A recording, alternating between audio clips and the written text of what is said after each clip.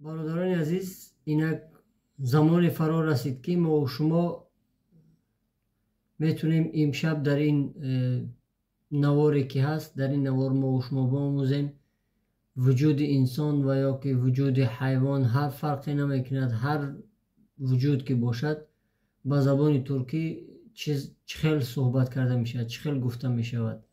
مثلا چشم، گوش، تمام اعضای بدن انسان با زبان ترکی چی نام دارد، چی گفته می شود. شروع گوش بکنید.